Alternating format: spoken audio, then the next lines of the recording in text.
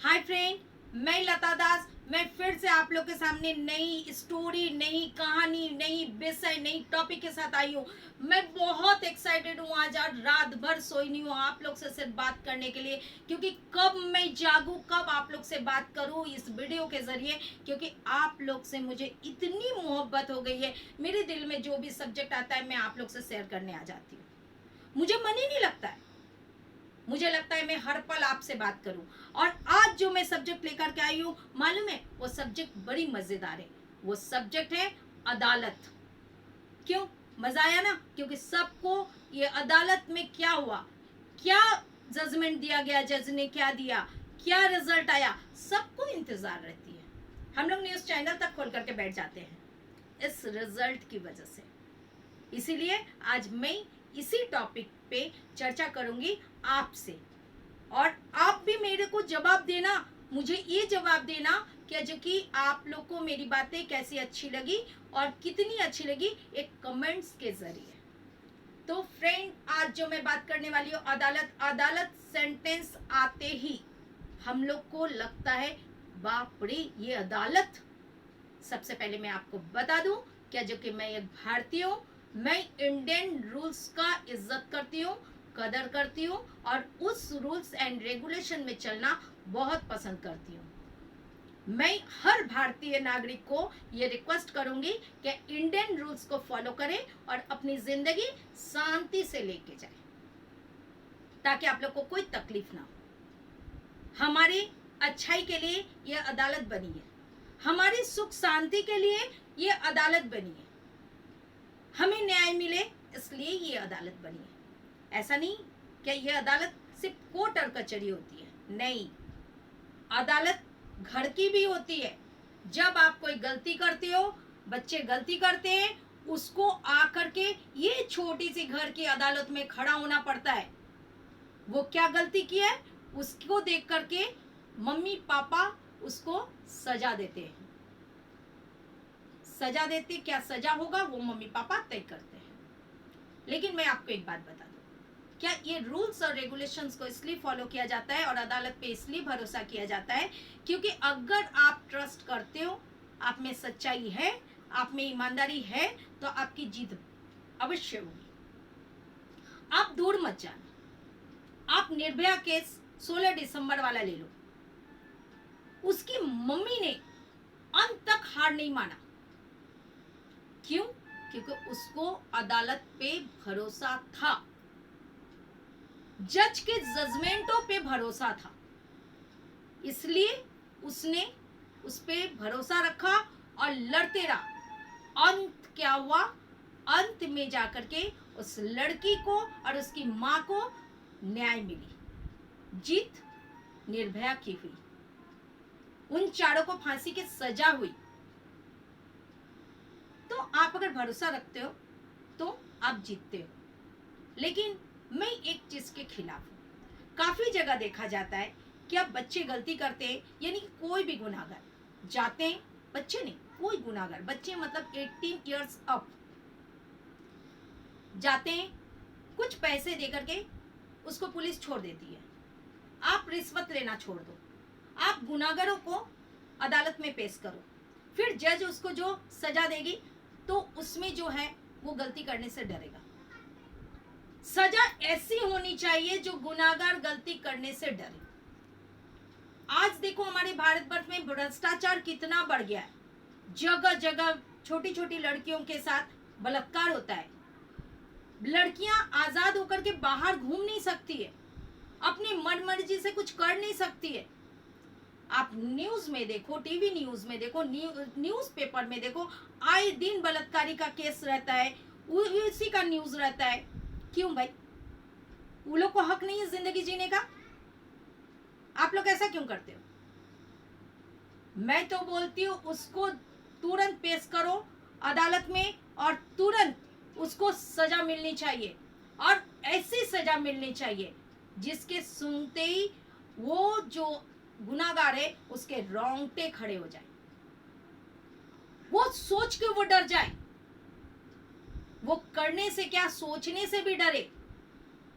अगर उसके दिमाग में गलत फितरत आती है, उस टाइप की न्यूज आएगा, तो वो रिमोट से पहले स्विच ऑफ कर दे, क्योंकि नहीं, मुझे तो ऐसे सोचना ही नहीं है। आप ऐसी सजा देने का सोचो।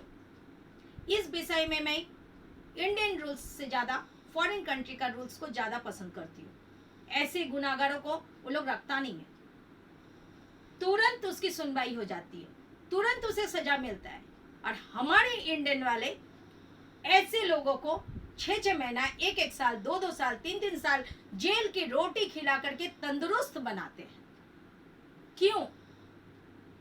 उसने गुनाह किया है, उसकी साबित हो गई गुनाह, उसको सजा दो, ताकि दूसरे कोई ऐसी गलती करने से बहुत डरे, सोचने से डरे।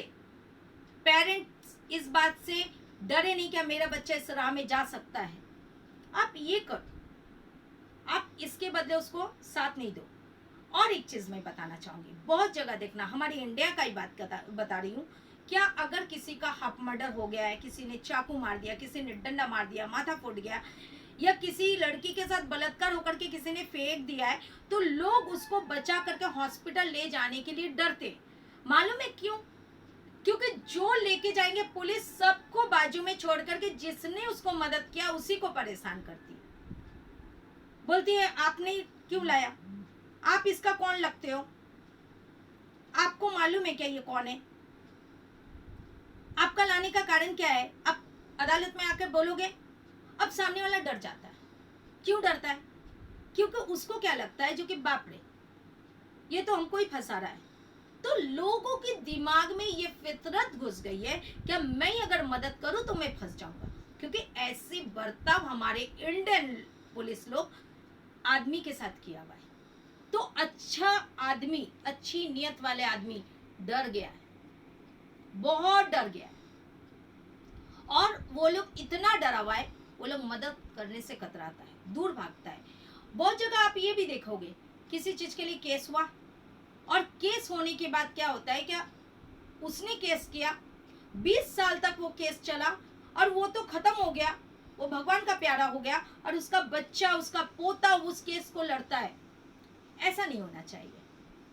ऐसा होने से आदमी को ना टूट जाता है, आदमी को न्याय से भरोसा उठ जाता है, इंडियन न्याय से भरोसा उठ जाता है। और ऐसा होने से ना लोग सोचते हैं मैं क्या करूं।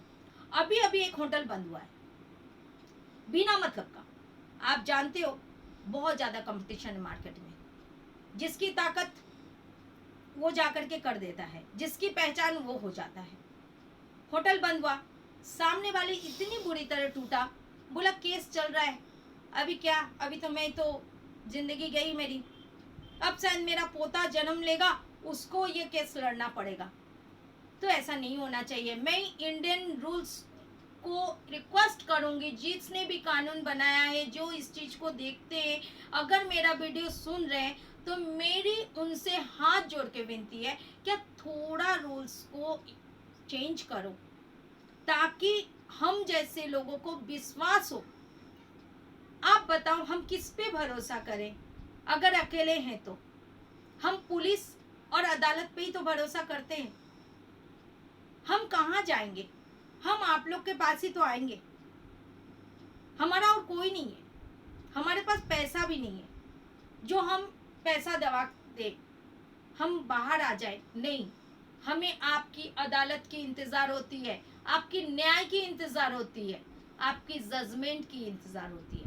मैं ये चीज जानती हूँ, जज जो जजमेंट देता है वो बहुत कठिन होता है।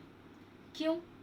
क्योंकि जब हमको देना रहता है ना किसी को जजमेंट, तब पता चलता है कि ये कितनी कठिन बात है। लेकिन अगर गुनाह साबित हो जाता है तो जजमेंट देना कोई कठिन बात नहीं है, वो सच्चाई है, वो न्याय है। मैं ये सब चीज की बहुत इज्जत करती हूँ। अच्छा, और एक चीज, हर चीज की जजमेंट होती है, ऐसा नहीं है। अदालत तो वही है, हम कोई भी कंपटीशन में भाग लेते हैं, वहाँ जो जज बैठे हैं वो भी हमारी अदालत होती है। मैं वहाँ खड़ी होकर के अपनी देती हूँ बेस्ट, अपनी सुनवाई की पेशी करती हूँ, वो जजमेंट हमें देते हैं, फिर उसकी इंतजार हमें रहता है। हर चीज़ की जजमेंट होती है, और ये जो अदालत होती है वो हमारे इंडिया का एक बहुत बड़ी ताकतवर चीज़ है।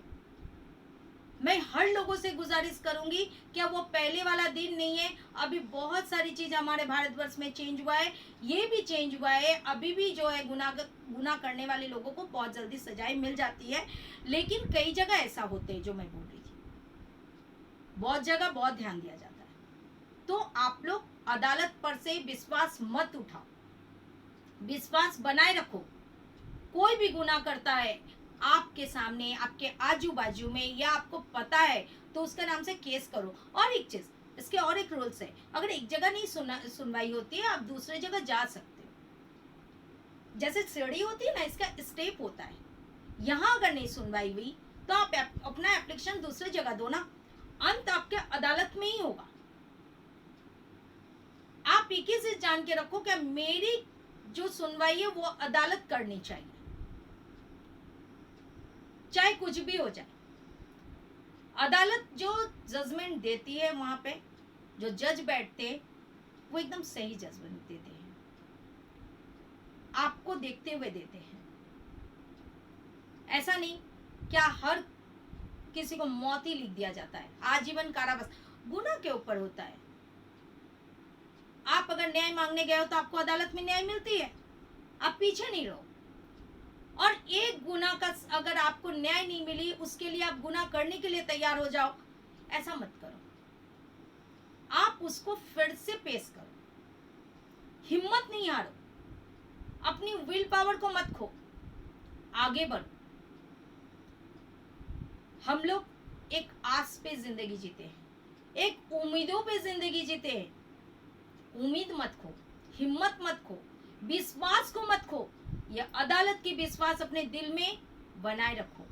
बहुत सारे ऐसे एडवोकेट है जो हमारे लिए बने हैं, हम गरीबों के लिए बने हैं, हमारी सच्चाई के लिए बने हैं। उनके ऊपर भरोसा करो, वो हमें अदालत तक ले जाकर के हमको न्याय जरूर दिलाएगी। हम उन सभी एडवोकेट का बहुत इज्जत करते हैं जो एडवोकेट गरीब के लिए बने हैं, न्याय दिलाने के लिए बने हैं, जो सच्चाई के लिए बने हैं, जो हमारे लिए बने हैं, ये भारत के लिए बने हैं, ये नारी के लिए बने हैं, जो सबको एक जगह पहुंचाती है, इज्जत दिलाती है, न्याय दिलाती है। उन पे भरोसा रखो। हर किसी का अलग अलग वर्क है। जैसे डॉक्टर इलाज करते हैं, टीचर पढ़ाती है, वैसे एडवोकेट जो है वो अदालत तक लेके जाती है और वहां से हमको न्याय दिला करके हमको आजादी दिलाती है। आप उस पे भरोसा रखो, अपनी भरोसा मत खो, जिंदगी में आगे बढ़ो और इंडियन रूल्स को जरूर फॉलो करो, इंडियन कानून को जरूर इज्जत करो, कानून का उल्लंघन कभी नहीं करो। मैं भी यही करती हूँ, इसलिए मैं आपको ये बता रही हूँ। मुझे मालूम है आपको पता है, फिर भी मैं आपको याद दिलाती हूँ, आपसे बात करती हूँ और आपसे प्यार करने के बहाने बातें करती हूँ।